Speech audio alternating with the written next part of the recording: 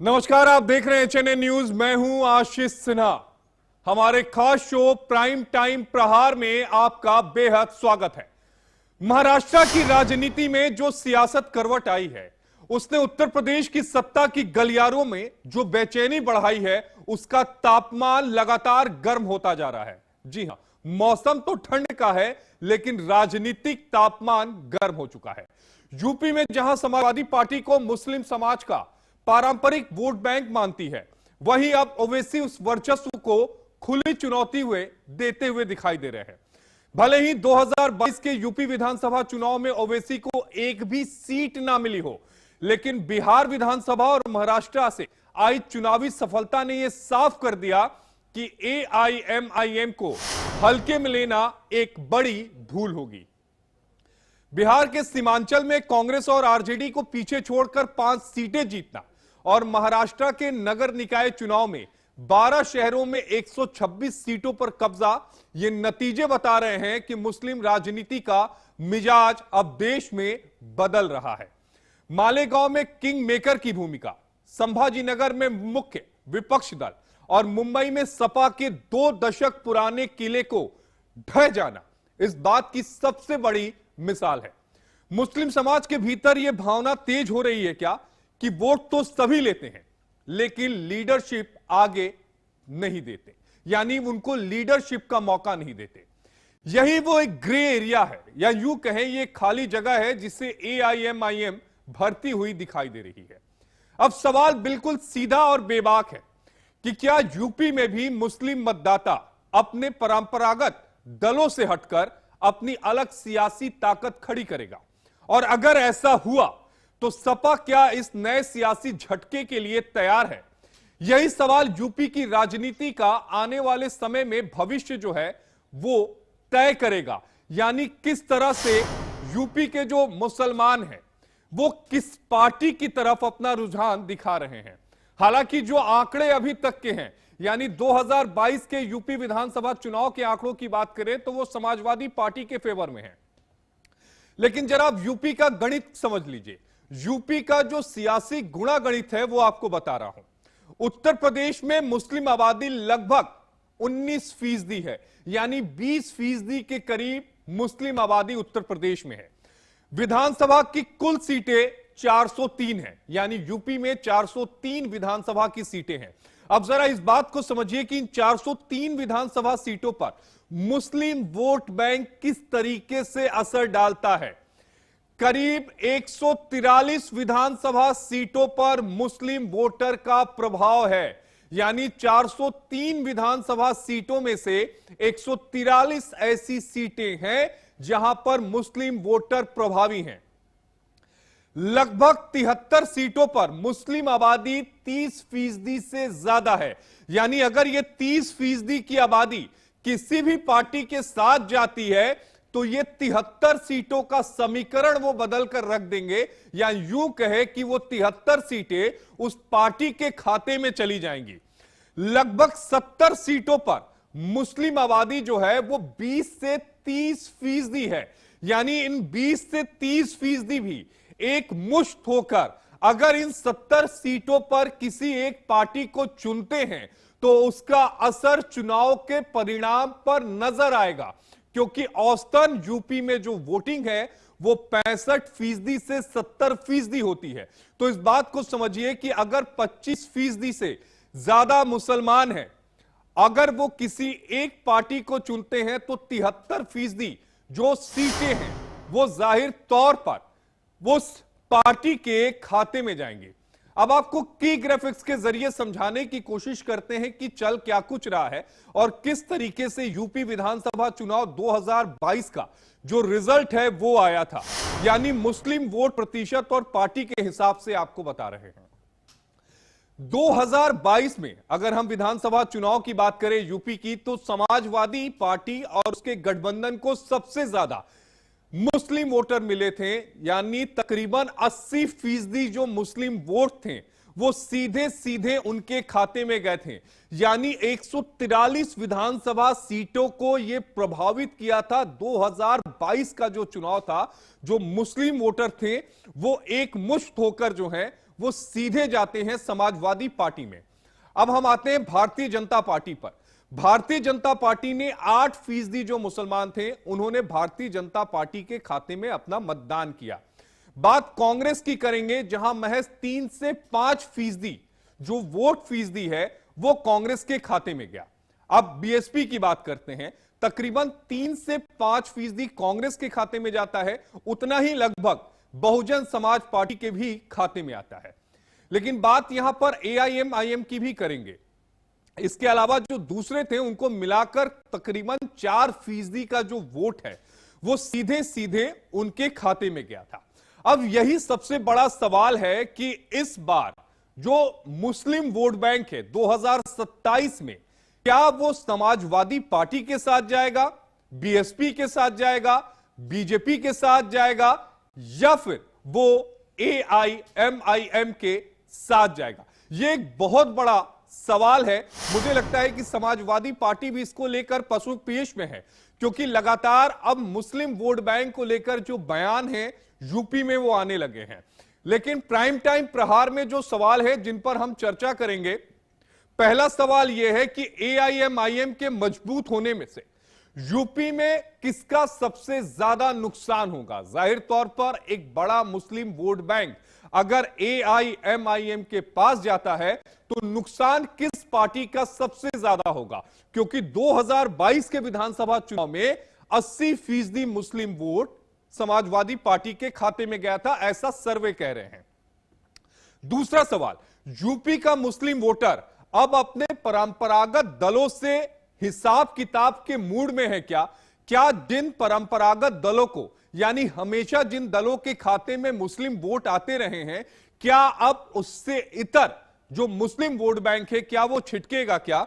और तीसरा सवाल कि क्या ओवैसी मुस्लिम वोटों को बांटकर बीजेपी को फायदा पहुंचा रहे हैं? देखिए, जाहिर तौर पर अगर मुस्लिम वोट बैंक बढ़ता है, जहां पर मुस्लिम की अगर आबादी की बात करें 73 सीटों पर, जहां पर 20 से 30% है, अगर 10% वोट बैंक भी ऊपर नीचे होता है, किसी दूसरे पार्टी में जाता है, तो इसका फायदा बीजेपी को मिल सकता है। इसी 3 सवाल पर हम अपने खास मेहमानों के साथ चर्चा करेंगे। एक बार अपने मेहमानों के साथ आपको रूबरू करा दें कि हमारे पैनल में आज कौन कौन है। हमारे साथ शमशी आजाद जी हैं, नेता हैं भारतीय जनता पार्टी के। हमारे साथ डॉक्टर शिव कुमार दुबे, प्रवक्ता समाजवादी पार्टी के, जुड़ेंगे। हमारे साथ डॉक्टर अब्दुल मनन जी हैं, नेता हैं एआईएमआईएम के। हमारे साथ राहुल तलान जी हैं, राजनीतिक विश्लेषक हैं। और हमारे साथ पंकज अमाना जी हैं, नेता हैं भारतीय आम आदमी पार्टी के। आप सभी का एचएनएन न्यूज में बेहद स्वागत है। लेकिन सबसे पहला जो सवाल होगा वो सवाल अब्दुल जी से होगा। अब्दुल जी, क्या मान के चले कि एआईएमआईएम जो है वो इस बार यूपी में वही करिश्मा करने जा रही है जो वो करिश्मा बिहार विधानसभा में या फिर महाराष्ट्र की नगर पालिका में करके गई थी? तैयारी क्या है? बिल्कुल आप सही कह रहे हैं कि यूपी में इस बार एमआईएम बहुत अच्छा परफॉर्मेंस देगी, क्योंकि हमारे शौकत साहब जो प्रदेश अध्यक्ष हैं उनके नेतृत्व में हम लोग जो है इत्तेहाद कारवां इस वक्त चला रहे हैं। और पूरी 10 साल की हमारी मेहनत है। और वो 10 साल की मेहनत इस बात के लिए है कि भाई वो बातें जो अखिलेश जी, राहुल जी या मायावती जी नहीं बोल पाती हैं, उसको बोलने के लिए एमआईएम का होना जरूरी है। क्योंकि उनकी हो सकता मजबूरियां हो सकता वो डरते हों कि भाई हम अगर बोलेंगे मुसलमानों के लिए तो हिंदू वोट नाराज हो जाएगा उनसे। तो सवाल यह है कि अगर हमारी लड़ाई वो नहीं लड़ सकते हैं तो फिर हमें अपनी लड़ाई खुद लड़नी पड़ेगी। तो इसलिए हम जो है पूरी तैयारी अब की कर रहे हैं और हमें उम्मीद है कि इंशाल्लाह आपकी हम मजबूती से चुनाव लड़ेंगे और हम रिजल्ट भी लाके दिखाएंगे। लेकिन अब्दुल जी, अगर पिछले विधानसभा चुनाव की बात करें तो आपने 100 सीटों पर चुनाव लड़ा था, लेकिन नतीजा 0 आया था। नहीं, सही कह रहे हैं आप कि पिछले चुनाव जो पिछला हुआ था 2022 का, उसमें हम नतीजा नहीं ला पाए थे। लेकिन इससे कोई फर्क नहीं पड़ता, हमारा तब संगठन उतना कम मजबूत नहीं था। उसके बाद हम लोगों ने 5 साल 4 साल तक मेहनत किया है कंटिन्यूस, अभी 1 साल और बाकी है। तो और दूसरी बात, बहुत सारे परिवर्तन आए हैं, बहुत सारे जो है लोग देख चुके हैं लोगों को।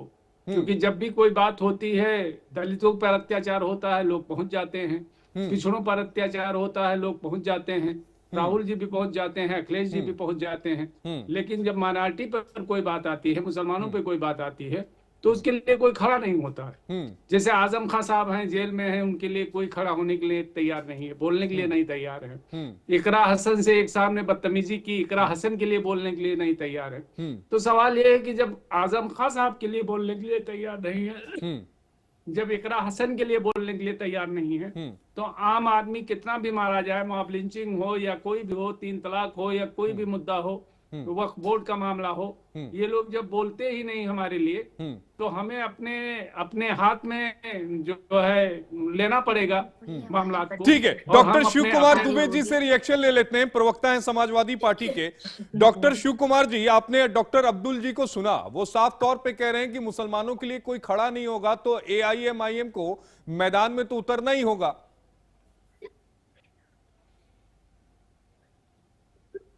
नहीं, मैंने पूरी बात तो नहीं सुनी, लेकिन जितना सुना है ये शायद कहाँ से है, हमें वो भी जानकारी नहीं है महोदय कि किस पार्टी से रिलेटेड है या नहीं, AIMIM के हैं, ओवैसी साहब की पार्टी से हैं। जी जी जी, तो डेफिनेटली है कि अगर वो AIM से हैं तो वो अपनी पार्टी का पक्ष तो रखेंगे, और हर पार्टी को अपना अपना पक्ष रखने की आजादी भी है। लेकिन मैं आपको ये जरूर बताना चाहता हूँ कि उत्तर प्रदेश ना तो बिहार है, ना महाराष्ट्र है, और ना अदर स्टेट है। उत्तर प्रदेश है। यहाँ उत्तर प्रदेश के मुस्लिम इस बात को जानते हैं कि उन्हें क्या करना है, इसलिए यहाँ जो दूसरे दाल गलाने के लिए आना चाहते हैं उनकी दाल गलेगी नहीं। ये आपके चैनल के माध्यम से बड़ी ईमानदारी के साथ मैं कह रहा हूँ, इसमें कहीं मतलब आप ये कहना चाह रहे हैं कि जो बिहार का मुसलमान है वो समझदार नहीं है, महाराष्ट्र का मुसलमान समझदार नहीं है, समझदार केवल यूपी का मुसलमान है क्या? नहीं, हमने क्या बोला वो आपने सिन्हा जी नहीं लिया समझ में सर। हमने बोला कि अरे कहने का मतलब ही यही था ना आपके। नहीं, वो मैं फिर रिपीट करता हूँ, मैं फिर रिपीट कर रहा हूँ, उत्तर प्रदेश का मुसलमान बहुत ही समझदार है। तो इसका मतलब बिहार का मुसलमान समझदार नहीं है? मैं वही बात तो कह रहा हूँ। अगर आप ये कहेंगे कि यूपी का मुसलमान समझदार है, वो बिहार नहीं है, वो महाराष्ट्र नहीं है, तो मैं यही मानूंगा ना सर। उसको ये मालूम है कि हमें क्या करना है क्या नहीं करना है, ठीक है ना। इसलिए यहाँ आज तक कितने आए और कितने चले गए आपने भी देखा होगा, अगर आप पत्रकारिता में हैं कि कितनी पार्टियां बनी। पत्रकारिता में हूँ राहुल जी, शिव जी, तभी यहाँ खड़ा हूं ना। पत्रकारिता में नहीं होता तो यहाँ क्यों खड़ा होता? नहीं, इसीलिए नहीं, मैं ओल्ड की बात कर रहा हूँ। नहीं, उम्र भी मेरी लग रही है, उम्र भी लग रही है सालों से। लेकिन आपने भी ये देखा मैं जेनजी नहीं हूँ सर, शिव जी, मैं जेनजी नहीं हूँ, उससे पहले वाली जनरेशन है, मिलेनियर वाली। नहीं, मैं बता देना चाहता हूँ। कोई बात नहीं, लेकिन आपने भी ये देखा होगा कि कितने आए और कितने चले गए, क्योंकि हमारी पार्टी के साथ एक दिल से रिश्ता है यहाँ के मुसलमानों का, निश्चित तौर पे हम कह सकते हैं। देखिए पार्टी में कभी क्या होता है कि अगर इस नहीं, लेकिन अभी तो डॉक्टर अब्दुल जी कह रहे हैं कि आपने आजम खान साहब का साथ नहीं दिया, इकरा हसन जी के साथ आप लोग खड़े नहीं हुए। इनको कौन सा दर्द है? इनको कौन सा दर्द है? इकरा हसन जी से क्या हुआ भाई? इकरा हसन जी मेरी पार्टी की सांसद हैं, अपना पक्ष रखती हैं, अपनी बात रखती हैं, अपने फील्ड में जाती हैं, बिंदास होकर राजनीति कर रही हैं। इससे बड़ी चीज और क्या हो सकती है? और जब भी हम अरे अब्दुल जी जल्दी से जवाब दीजिए, बाकी 3 पैनलिस्ट भी हैं, जल्दी से जवाब दीजिएगा। ऐसा है कि जब मौलाना साजिद रशादी ने इनको क्या नाम है डिम्पल यादव को कह दिया था कि मस्जिद में नंगी चली गई हैं, तब तो जाके समाजवादियों ने उनको चांटा मारा था। और इकरा हसन से जब इससे किसी मुरादाबाद के किसी भाजपाई ने कहा कि हम निकाह करना चाहते हैं, तो कहाँ तुम लोग छुप गए थे सारे समाजवादी, और क्यों नहीं निकलते? शिव कुमार जी जल्दी से जवाब दीजिएगा, 3 पैनलिस्ट हो तो डिम्पल यादव के लिए क्यों उछल कूद मचाना शुरू कर देते हो? डिम्पल यादव के लिए तो जाके अगर जानकारी हो, आधी अधूरी जानकारी का कोई मतलब नहीं होता है। अधकचरा ज्ञान जो होता है वो थोड़ा खतरनाक होता है आसिफ जी। ठीक है ना। अरे ऐसा ना हो ऐसे- दोनों आदमी को गठबंधन करना पड़ जाए 2027 में। नहीं, कड़वाहट नहीं, नहीं, नहीं, इतनी भी मत कर लीजिएगा। नहीं, सही नहीं, बता रहे हैं, नहीं, कड़वाहट गठबंधन- इतनी भी मत कर लीजिएगा कि गले मिलने पर शर्मिंदगी होने लगे। नहीं, नहीं, नहीं, देखिए ये राजनीति है, कुछ भी हो सकता है। देखिए देखिए मनभेद कभी किसी से नहीं रखना चाहिए, कितना भी कोई भी दुश्मन हो, राजनीति में मनभेद नहीं रखना चाहिए। मतभेद है, मतभेद तो हमेशा रहेंगे, नहीं तो राजनीति कैसे चलेगी। ठीक है, मतभेद ठीक है। होना भी आजाद जी के स्वाभाविक पास है। जाना चाहूंगा, उसके बाद मैं बाकी दोनों पैनलिस्ट के पास आऊंगा। आजाद जी, देखिए समाजवादी पार्टी के प्रवक्ता चौड़े होके कह रहे हैं कि जो मुस्लिम वोट बैंक है वो तो उनका है, एआईएमआईएम भी ताल ठोक कर खड़ी है। अब जरा अपना भी स्टैंड बता दीजिए आप, फिर मैं आम आदमी पार्टी के हमारे साथ पंकज अवाना जी हैं उनके पास आऊंगा। जी, सबसे पहले तो मैं आपके सभी दर्शकों को नमस्कार करता हूं, और जिस मुद्दे पे हमारी डिबेट है उसके बारे में मैं थोड़ी अपनी बात रखूंगा। पंकज जी सवाल बीजेपी से था, उसके बाद मैं आपसे लूंगा, प्लीज। ठीक। आजाद जी प्लीज। सभी पैनलिस्टों को सादर प्रणाम, नमस्कार, और आपके सभी दर्शकों को भी नमस्कार। देखिए, भारतीय जनता पार्टी एक ऐसा जहाज इस वक्त राजनीति का बन चुकी है कि इसमें जो बैठेगा वही पार लगेगा। बाकी आप समझ सकते हैं कि जो भी पार्टियां भारतीय जनता पार्टी से दूरी बनाए हुए हैं वो किस तरीके से चल रही है, और हर कोई चाहता है कि भारतीय जनता पार्टी से गठबंधन कर ले अगर उसको राजनीति करना है।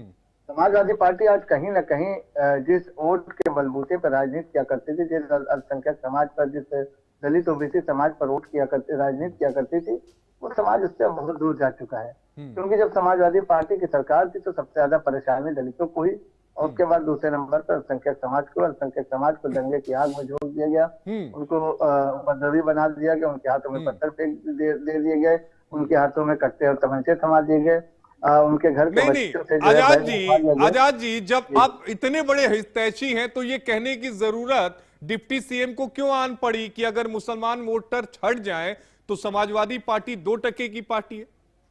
ये कहने की जरूरत क्यों आन पड़ी? जरूरत यही है कि समाजवादी पार्टी में पहले अल्पसंख्यक समाज वोट किया करता था, लेकिन आज अगर उनकी सत्ता चली गई तो कहीं ना कहीं मतलब मानते हैं ना आप कि उनके पास मुस्लिम वोट बैंक है, कहने का मतलब यही है। वोट बैंक था, अब वोट बैंक नहीं रह गया, अब गिने चुने लोग रह गए, वो लोग रह गए जिनको दलाली करा, वो लोग रह गए जो अपने माफियागिरी करना, वो लोग रह गए जो भू माफिया है, वो लोग रह गए जिनको अपना काला कारोबार। तो आप मानते हैं कि यूपी में अभी भी भू माफिया है क्या आजाद जी? बिल्कुल है, कहीं ना कहीं यदा कदा निकलते ही रहते हैं, जिनके ऊपर बुलडोजर की कार्रवाई की जाती है, जिन अपराधियों को पकड़ा जाता है, इनकाउंटर किया जाता है, तो कहीं अच्छा ठीक है, अपना स्टैंड बता दीजिए कि मुस्लिम वोट बैंक को लेकर बीजेपी क्या सोचती है, फिर पंकज जी आपके पास आऊंगा। मुस्लिम वोट बैंक को लेकर बीजेपी ये सोचती है कि जिस तरीके से हम लोग मुसलमान और हम जो है जिस तरीके से भारतीय जनता पार्टी में जब से आए हैं, सबसे पहली बात है कि अल्पसंख्यक समाज को आज सोचना क्यों पड़ा। अल्पसंख्यक समाज ने विकल्प के रूप में भारतीय जनता पार्टी को, अरे विकल्प के रूप में भारतीय जनता पार्टी को कहां चुना? 2022 में 8% वोट गिरे थे, 2024 का चुनाव देखें तो 2% वोट आए थे लोकसभा में। ये तो परसेंटेज गिर गया यूपी में आपका,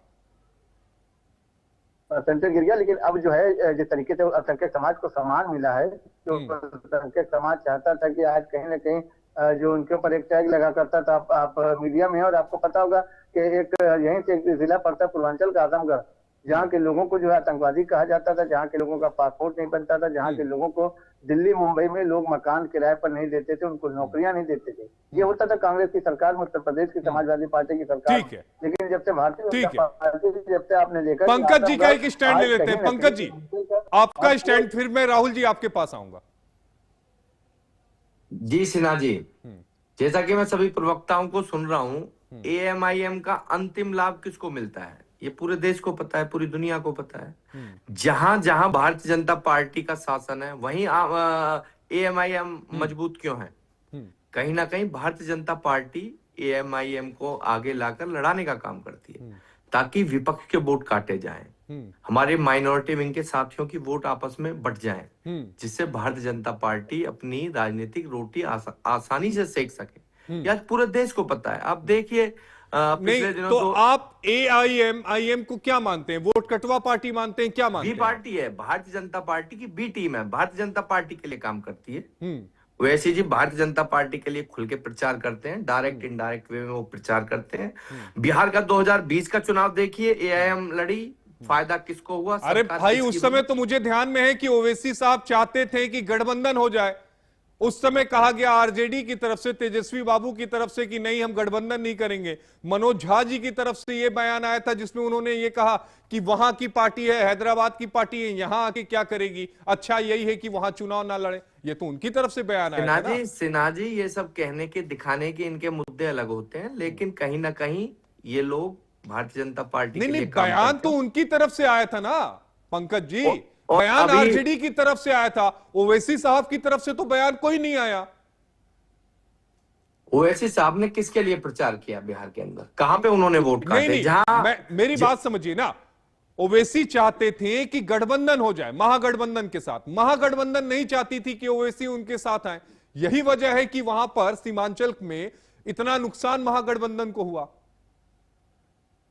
देखिए मैं आपको सिन्हा जी यही समझाना चाहता हूं कि जहां जहां ओवैसी जी जाते हैं चुनाव लड़ने के लिए, वहां पर ना तो ओवैसी के खिलाफ कोई एफआईआर दर्ज की जाती है, ना उनके खिलाफ कोई रोक टोक की जाती है, ना आज तक आप देखिए राजनीति में सभी विपक्षी दलों के ऊपर एफआईआर की गई। आम आदमी पार्टी को लगातार हमारे नेताओं को प्रताड़नाएं सहनी पड़ी, जेल जाना पड़ा, लेकिन अब क्या हुआ अभी आपने देखा होगा, दिल्ली कोर्ट का भी 2 दिन पहले आदेश आया, माननीय अरविंद केजरीवाल जी को बाइज्जत बरी किया गया।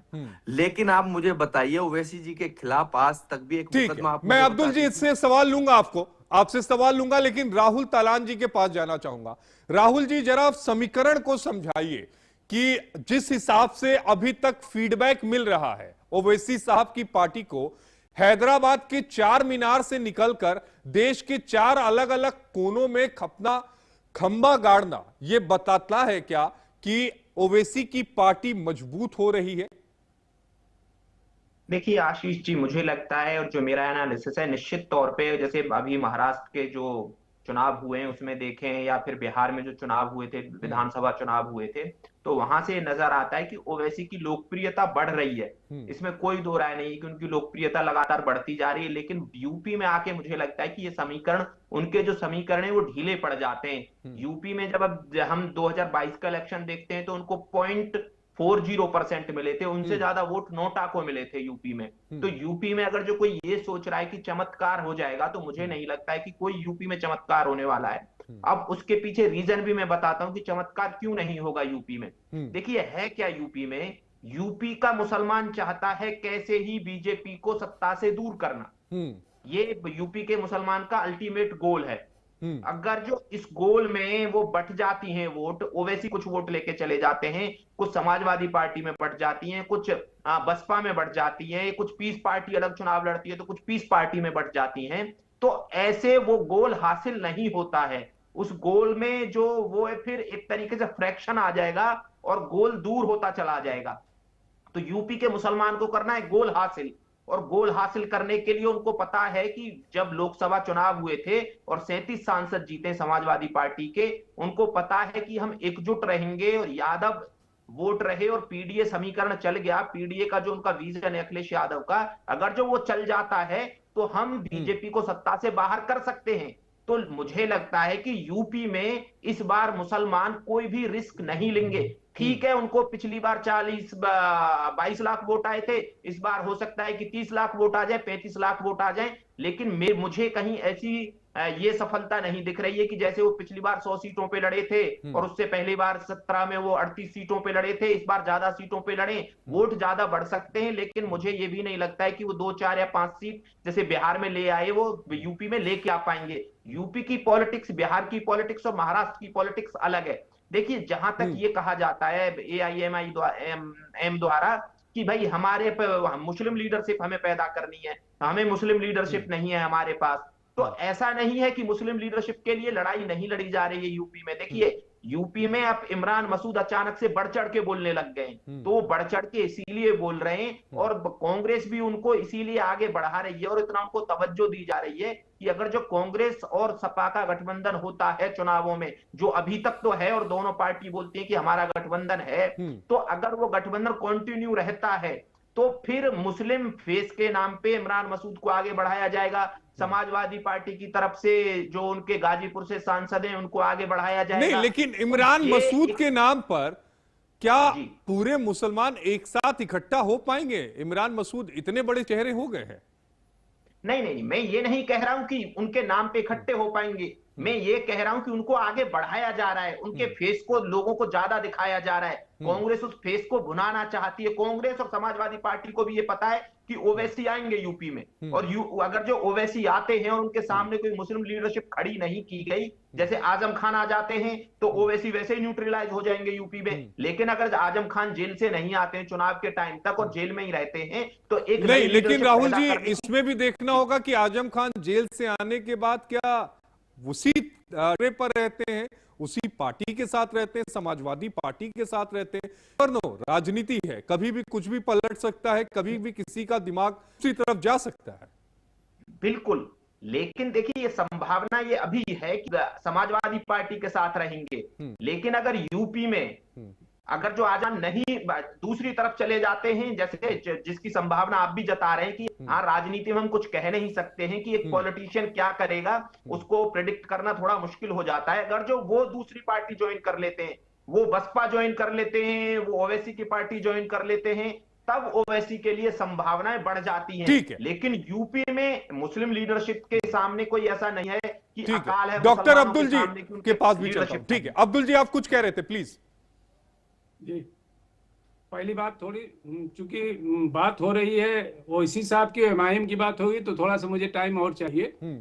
देखिए, अभी जो आम आदमी पार्टी के प्रवक्ता बोल रहे थे कि हम बीजेपी से मिले हुए हैं और बीजेपी जहां हम जाते हैं वहां बीजेपी जीत, आप किस मुंह से ये बात कह रहे हो? आपने जाके हरियाणा में वोट काट लिया कांग्रेस का और बीजेपी को जिता के आप आए हो हरियाणा में, आप हमसे बात करोगे? सबसे बड़े वोट कटवा आप हरियाणा में साबित हुए। हरियाणा में किसने सरकार बनाई?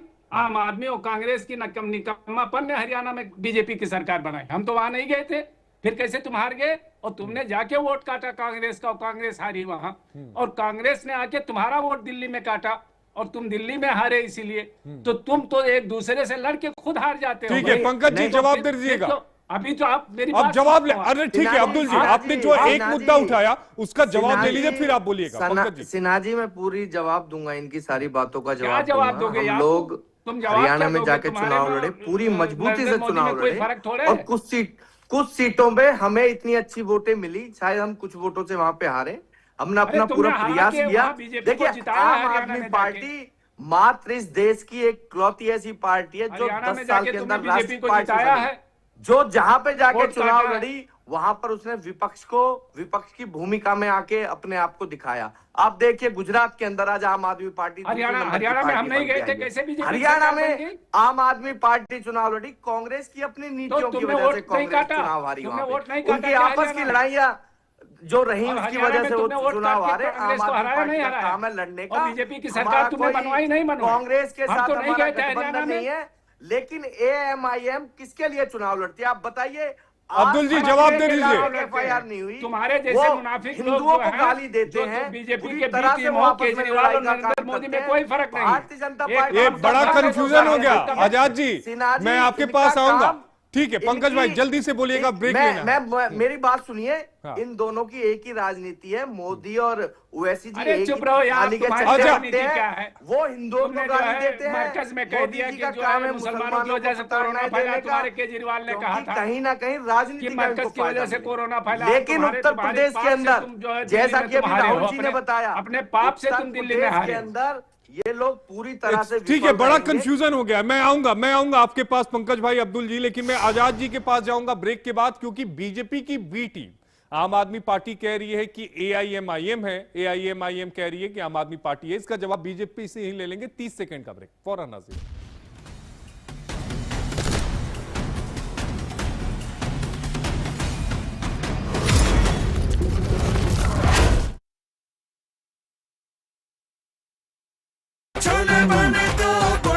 गोल्डी छोले मसाले, जहाँ जाएं रिश्ते बनाएं। गोल्डी लाए हैं फ्रेश लॉक टेक्नोलॉजी, जो रखे मसालों को हर समय फ्रेश।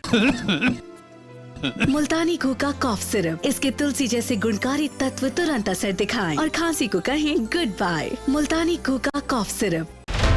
कभी खेलों के मानचित्र पर उत्तर प्रदेश सिर्फ संभावनाओं का नाम था, पर 2017 के बाद संभावनाएं संरचना बनी। जनपदों में स्टेडियम, ब्लॉकों में मिनी स्टेडियम और गांव में मैदान। खेल अब शहरों तक सीमित नहीं रहे। लखनऊ से मेरठ, वाराणसी से अयोध्या, ग्रेटर नोएडा से गोरखपुर, मैदानों पर सिर्फ खिलाड़ी नहीं, अंतर्राष्ट्रीय इवेंट्स उतरे। खेलो इंडिया, यूनिवर्सिटी गेम्स, मोटो जीपी, डेविस कप, बैडमिंटन से लेकर खो खो तक उत्तर प्रदेश अब मेजबान भी है और दावेदार भी। प्रतिभाओं को मिला मंच, प्रशिक्षण और सम्मान। आज उत्तर प्रदेश खेलों में सिर्फ भाग नहीं लेता, दिशा तय करता है। यह है बदलाव की कहानी, मेहनत की पहचान और भविष्य की स्वर्णिम उड़ान। ये है आत्मविश्वास, लगन और विजय का गूंजता संदेश। ये है नया उत्तर प्रदेश।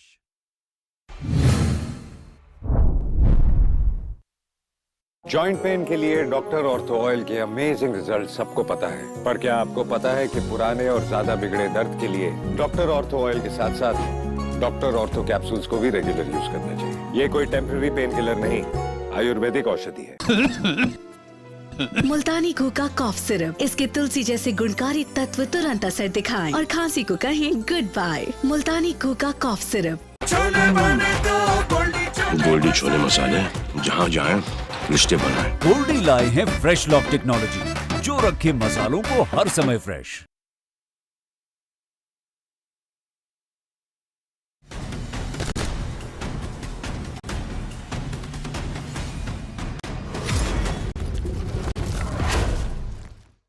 ब्रेक के बाद आपका स्वागत है। वापस चलते हैं अपने डिबेट पर। हमारे साथ 5 खास मेहमान इस समय बने हुए हैं। आजाद साहब, एक बड़ा सवाल डिबेट से ब्रेक से पहले था।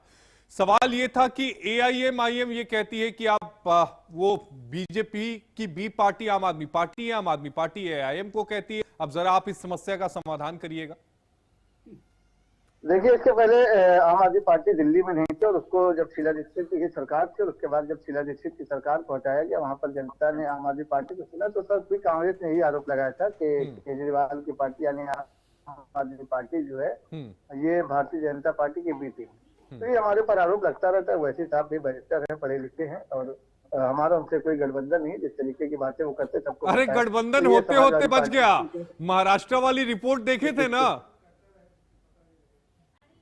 गठबंधन होते होते बच गया, जब हो जाएगा तो अलग बात है। लेकिन हमारा उनसे कोई रिश्ता भी नहीं है, ना हमारा कोई पॉलिटिकल उनसे संबंध है कि वो हमारी बी टीम बनकर काम करें। राजनीतिक पार्टियां हैं हिंदुस्तान में, सभी राजनीतिक पार्टियां अपने तरीके से अलग अलग तरीके से चुनाव लड़ती है। समाजवादी पार्टी को भी कहा जाता है कि भाई ये भी कहीं ना कहीं मध्य प्रदेश में भी चुनाव लड़के कांग्रेस को हराने काम किया, पंजाब में भी लड़के हराने काम किया, दिल्ली में इन्होंने आम आदमी पार्टी का साथ दिया, उत्तर प्रदेश में इनका गठबंधन बना हुआ है। तो ये सारी चीजें जो है अलग अलग है। लेकिन भारतीय जनता पार्टी एक ऐसी पॉलिटिकल पार्टी है जो इन लोगों के आगे एक बहुत बड़ा जो है पत्थर साबित हो चुकी है। इन लोगों के आगे पहाड़ की तरह खड़ी हुई है। ये आपस की गुटबाजी जो है कहीं ना कहीं भारतीय जनता पार्टी के लिए ही फायदेमंद होती है। ठीक है, चलिए इस बात को स्वीकार कर रहे हैं कि ये गुटबाजी भारतीय जनता पार्टी के लिए अच्छी साबित होती है।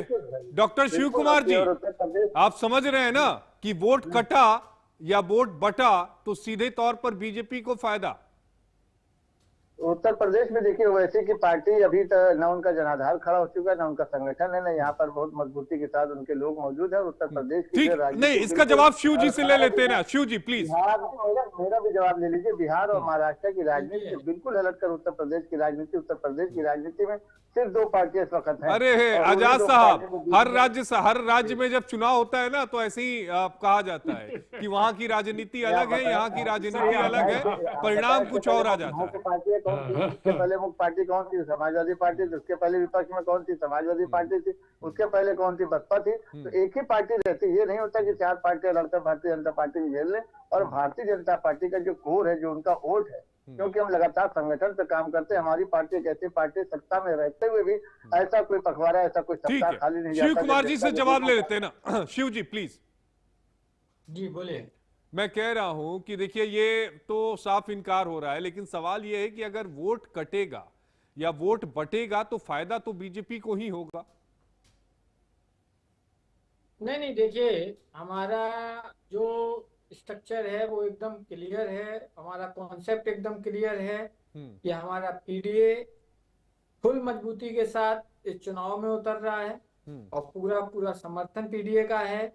और हम पीडीए की बात करते हैं और पीडीए हमारे सभी है। इसलिए अभी जो भी पीड़ित है, अभी आपने देखा कि हिंदू धर्म के शंकराचार्य जी का जब उत्तर प्रदेश की सरकार अपमान कर सकती है, तो इससे बड़ी बात और क्या हो सकती है। ये भ्रष्ट और निकम्मी सरकार, योगी सरकार, इस तरीके के अभी हथकंडे अपनाएगी और इनका पतन अपने आप हो जाएगा। इसलिए मैं कहता हूँ कि अभी सबकी जो आंखें हैं वो एक ही चीज देख रही हैं कि माननीय राष्ट्रीय अध्यक्ष जी मेरे कब मुख्यमंत्री बनेंगे, कब समाजवादी की सरकार नहीं तो बनेगी। समाजवादी पार्टी के कार्यकर्ता देख रहे होंगे ना, पूरा यूपी कैसे बोल देंगे आप? नहीं, मैं इसीलिए बता रहा हूँ ना कि पीड़ित सिर्फ समाजवादी पार्टी का कार्यकर्ता नहीं है। आशीष सिन्हा जी, अगर आप उत्तर प्रदेश में रहते होंगे, अगर आप उत्तर प्रदेश में रहते होंगे तो आप भी पीड़ित होंगे 100%। नहीं भाई, हम पीड़ित नहीं है, हम बनारस के रहने वाले हैं, हम पीड़ित नहीं है भाई साहब, हम पीड़ित नहीं है। बनारस में विकास हुआ है तो हम पीड़ित नहीं है। आप उस पीड़ित की कैटेगरी से मुझे बाहर निकाल लीजिए। नहीं, मैं इसलिए बोल रहा हूँ, आज सोना 1.5 लाख से ऊपर हो गया, 1,60,000 हो गया, 1,60,000। बहुत ज्यादा समय बचा जब शादी होगी अपनी पार्टी को कैसे सोना खरीदे किया। चलो आप करोड़पति हो सकते हैं, लेकिन मध्यम वर्ग की परिवार का क्या है? मध्यम वर्ग की परिवार कहाँ से लाएगा 1,60,000 का प्रति 10 ग्राम सोना? कहाँ से आएगा? तो मतलब सोना किसने महंगा कर दिया? योगी जी ने सोना महंगा कर दिया क्या? कैसी बात कर रहे हैं शिव? अरे भाई, इंटरनेशनल मार्केट से रेट तय होता है। आप क्या बात करते हो? डबल इंजन की सरकार है, डबल इंजन की सरकार नहीं काम कर रही और कौन कर रहा? मैं अरे शिव जी, ये मतलब कुछ भी मत कहिए ना, कहने के लिए कि सोना महंगा हो गया तो योगी जी ने महंगा कर दिया। अरे भाई, आप देश को चला रहे हैं क्या? आप तो नहीं चला रहे ना। ठीक है, पंकज जी के पास आता हूं। पंकज जी, जिस तरीके की बातें डॉक्टर शिव कुमार जी कह रहे हैं, उसको सुनकर समझकर यही लगता है कि ये वोट बैंक आपके खाते में तो आता हुआ नहीं दिख रहा है। देखिए, उत्तर प्रदेश के अंदर हम 2022 का पहला विधानसभा चुनाव लड़े तो आम आदमी पार्टी लगभग 398 सीटों पे हम चुनाव लड़े।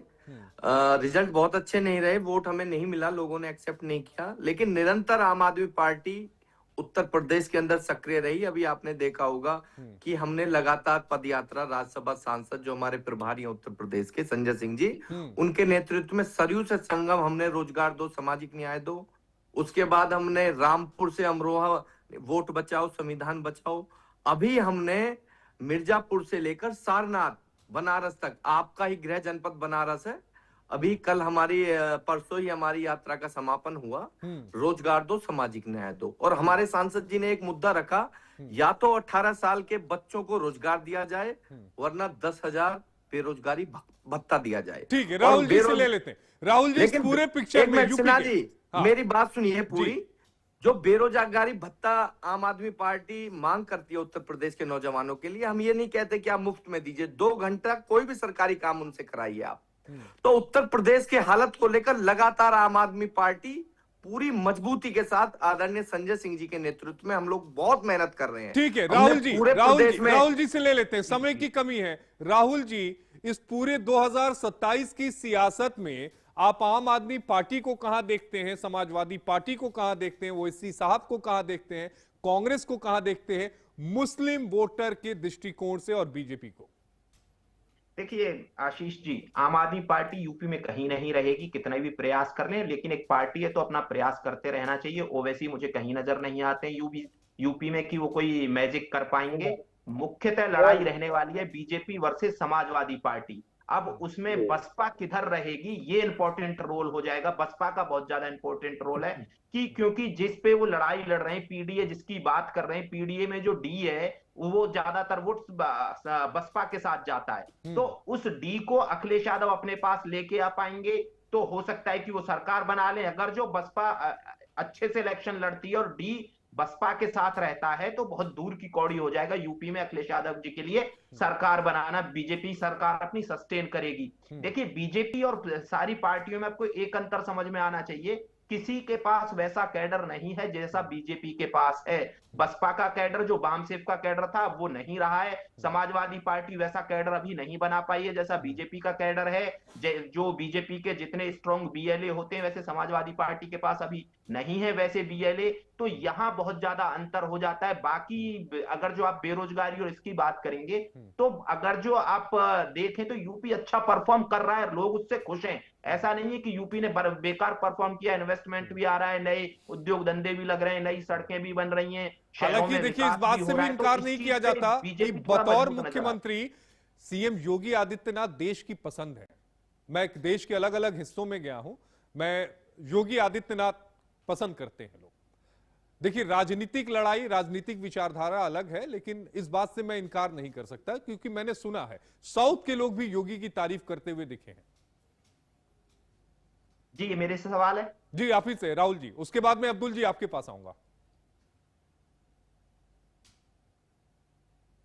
ये मेरे से सवाल है क्या? जी जी राहुल जी आप ही से है, आप ही से प्लीज जवाब दीजिएगा। देखिए निश्चित तौर पे योगी आदित्यनाथ जी की लोकप्रियता चरम पे, ऐसा नहीं है कि आप उनको ये कर देंगे कि साइड में कर देंगे कि नहीं, उनकी लोकप्रियता नहीं है। और वो ठीक है कि उन्होंने अपनी लोकप्रियता खुद से बनाई है। जब वो चुने गए थे 2017 में, तो वो एक तरीके से लकी ड्रॉ से चुने गए थे, लेकिन उन्होंने अच्छा प्रशासन दिया। उसके बाद इन्वेस्टर समिट हुए, नए रोजगार लगे यूपी में, नए उद्योग धंधे स्थापित हुए, इन्वेस्टमेंट आया, नई सड़कें बनी। तो उन सारी चीजों से यूपी की काया पलट तो हुई है, ऐसा नहीं है कि नहीं हुई है काया पलट। तो वो जनता को भी दिख रहा है नए शहरों में कैसे विकास हो रहा है। अगर जो विकास नहीं हो रहा होता तो इतनी लोकप्रियता नहीं बढ़ती है। ठीक है कि वो हिंदुत्व की छवि को लेके चलते हैं, लेकिन सिर्फ हिंदुत्व की छवि ऐसी नहीं है, उसके साथ साथ जो सारा मसाला है वो विकास का भी है, वो विकास पे भी उतना ही फोकस करते हैं। इसीलिए 2027 की लड़ाई समाजवादी पार्टी के लिए आसान नहीं। अब्दुल जी से रिएक्शन ले लेते हैं। अब्दुल जी प्लीज, आप कुछ कह रहे थे ना जी। एक मिनट मुझे दीजिएगा आप। जी अब्दुल जी पहले आप बोल लीजिए, फिर मैं आता हूं। अब्दुल जी देखिए, अभी ये राहुल जी, आशीष जी, अभी ये राहुल जी जो विश्लेषक बोल रहे थे, ऐसे विश्लेषक बहुत सारे लोग होते हैं जो एमआईएम को पहले कहते हैं कि जो है एमआईएम का कोई जनाधार नहीं है, एमआईएम की कोई हैसियत नहीं। अगर हैसियत नहीं है तो आज टेलीविजन के हर चैनल पे हमारा डिस्कशन क्यों हो रहा? अरे भाई आप नहीं बोले, आप काहे को बोल रहे हो? अगर हम अब्दुल जी काहे बुरा मानते हैं? मुझे वो दौर याद है 2013 का, विधानसभा मैंने कवर किया था दिल्ली में, तो आम आदमी पार्टी के लिए बहुत सारी चीजें कही गई, कुछ नहीं है। किसी एक नेता ने तो मुझे ध्यान में कहा था कि आम अमरूद पार्टी है, लेकिन जब रिजल्ट आए तो चीजें बदल गई। तो काहे ला इतना दिल पे लेते हैं? दिल पे मत लीजिए। मैं आता हूं राहुल भाई, मैं आप ही से एंड अप करूंगा प्लीज। अब्दुल जी जल्दी बोलिएगा, फिर पंकज जी प्लीज। अब्दुल जी पहले बोल लीजिए, फिर पंकज के पास आऊंगा। तो हर चुनाव से पहले जब भी डिबेट होती है तो बहुत सारे विशेषज्ञ आ जाते हैं, वो कहते हैं कि एमआईएम की कोई हैसियत नहीं। अगर हमारी एमआईएम की हैसियत नहीं है तो आज समाजवादी पार्टी, आप पार्टी, बीजेपी हमें को ही क्यों गालियां बक रहे हैं और हमें ही क्यों क्रिटिसाइज कर रहे हैं? सवाल इस बात का पैदा होता। दूसरी बात यह है कि अगर हमारी कोई हैसियत नहीं है तो भाई हमें आप छोड़ दीजिए, हमें लड़ने दीजिए। ठीक है पंकज जी जल्दी बोलिएगा, समय नहीं है, माफ करिएगा अब्दुल भाई, समय नहीं है। राहुल भाई ने दो बात कही कि आम आदमी पार्टी उत्तर प्रदेश में अब्दुल जी समय नहीं है, 30 सेकंड आखिरी बचे हुए कर पाएगी। दूसरी बात, बहुत ज्यादा औद्योगिक उत्तर प्रदेश के अंदर स्थापित हुए। पहली बात तो मैं राहुल जी से कहता हूं, 2013 में जब हम दिल्ली के अंदर चुनाव लड़ रहे थे तो आप जैसे राजनीतिक विशेषज्ञ ऐसे ही कहते थे कि आम आदमी पार्टी 3 और 13 में कहीं नहीं है। एक आध बहुत बड़े राजनीतिक थे, बहुत बड़े नेता थे भारतीय जनता पार्टी का, आज इस दुनिया में नहीं है। उन्होंने कहा कि अगर 6% भी वोट आम आदमी पार्टी लेके आएगी मैं राजनीति छोड़ दूंगा। आप देखिए सरकार बनाई, औद्योगिक धंधे की बात करते हैं, पूरे भारत में अनएम्प्लॉयमेंट में उत्तर प्रदेश नंबर 1 पे। सिन्हा जी ठीक है, 24% अनएम्प्लॉयमेंट। ठीक है आजाद जी जल्दी से 30 सेकंड वाइंड अप करूंगा। आजाद जी रिएक्शन दीजिएगा। देखिए हमारी लड़ाई जो है गुंडा राज से है, माफिया राज से है, देश विरोधी ताकतों से है, अपराधियों से, और हम लड़ाइयों से लड़ रहे हैं। हम विकास के लिए काम कर रहे हैं, देश को आगे बढ़ाने के लिए, प्रदेश को आगे बढ़ा रहे हैं। कि उत्तर प्रदेश में जो दोनों हमारे नेता है, डिप्टी सीएम है ब्रजेश पाठक, केशव प्रसाद मौर्य, वो भी जनता की पसंद है। और कहीं न कहीं योगी आदित्यनाथ, समय की कमी है, माफ करिएगा, समय की कमी है, इसलिए वाइंड अप करना पड़ेगा। आप सभी 5 खास मेहमानों का जुड़ने के लिए बेहद शुक्रिया। अब्दुल जी, शिव जी, आप सभी का जुड़ने के लिए बेहद शुक्रिया। चलते चलते आज का विचार, जीवन सरल तभी होगा जब आप सीख जाओ। जी हां, जीवन सरल तभी होगा जब आप सीख जाओ कि क्या अपनाना है, क्या बदलना है और क्या छोड़ जाना है। यानी किस चीज को छोड़ना है, किसे अपनाना है और क्या बदलना है, जिस दिन आपने इस बात को समझ लिया, आपका जीवन सार्थक हो जाएगा। तो जाहिर तौर पर बदलाव जिंदगी में करते रहिए, जिंदगी को समझने की भी जरूरत है। आज के लिए प्राइम टाइम प्रहार में इतना ही। सोमवार को आपसे फिर एक बार मुखातिब होऊंगा, तब तक आप मुझे दीजिए इजाजत। नमस्कार, शुभ रात्रि।